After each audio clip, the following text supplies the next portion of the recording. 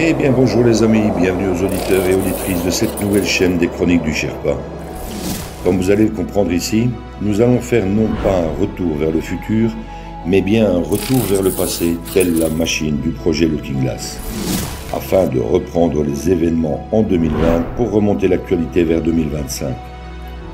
Je vous invite à me suivre au travers de mes très nombreuses analyses de situation qui ont rythmé ces dernières années au gré d'une multitude de sujets clivants concernant le plan divin et christique de l'Alliance et de la communication militaire Q. Du nouvel ordre mondial mort-né au nouveau monde et à l'âge d'or qui se profile à l'horizon, vous comprendrez un peu mieux ce plan militaire américain au travers de plus de 155 analyses écrites en temps réel et éditées en podcast par une très belle équipe d'âmes éveillées. Pensez à vous abonner à la chaîne et cliquez sur le pouce si vous en appréciez le travail. Merci à toute l'équipe Z qui œuvre sans compter ses heures pour offrir ces infos à l'humanité. Bonne écoute à tous et à toutes.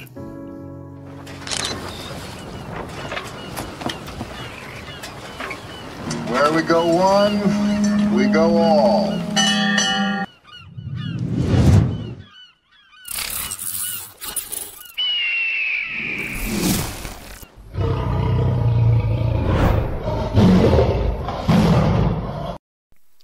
Analyse du 7 juillet 2022. États-Unis. Pourquoi les conspirationnistes de QAnon inquiètent? Thierry Pirlot, Sherpa One. J'ai retrouvé un très bon article mainstream du 26 août 2019 sur la nébuleuse QAnon, dont vous retrouverez le lien en commentaire.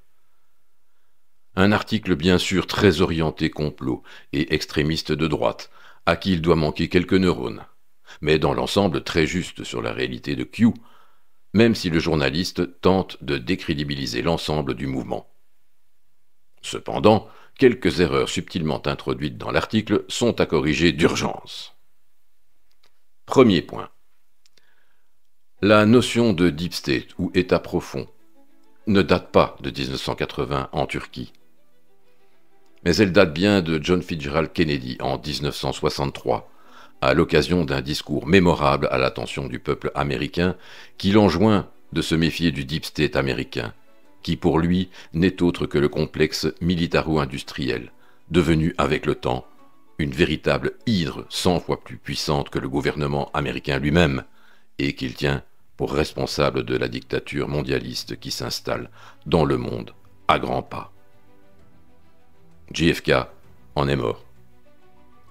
C'est la première erreur, et non des moindres de cet article, qui tente à minimiser l'importance du deep state américain encore aujourd'hui. D'autant plus que le discours de JFK est disponible sur le net. Deuxième point. Le journaliste indique que Trump a reposté des drops de Q, ce qui est vrai. Mais il oublie de dire que Q a posté de nombreuses fois de suite des tweets de Trump avec des synchronicités appelées delta de quelques secondes et en rapport direct avec ces mêmes tweets. On parle ici de 2 à 5 secondes de décalage dans les posts, ce qui est stupéfiant au niveau de la rapidité de ce Q à poster la même chose. Sauf si, évidemment, Q est une opération militaire de l'Alliance dont fait partie l'oncle Donald. Fin de l'histoire. Troisième et dernier point.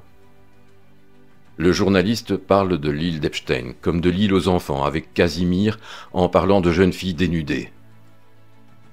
Sans entrer dans le détail, on parle ici des hommes les plus riches et les plus influents du monde qui se tapent des gosses quand ils ne les torturent pas à mort, le tout filmé par les caméras du Mossad, les services secrets israéliens. C'est de cette façon qu'après de nombreuses années de sévices, ils peuvent tenir par les couilles tous ces tarés et hommes d'influence par le chantage. Et des femmes aussi, bien sûr. Voilà pour ce qui est de QAnon. Que l'on y croit ou pas, depuis 2020, les complologues font carton plein. Et désolé pour les sceptiques coincés en zone grise. Il est temps d'avaler la pilule rouge. Sherpa One.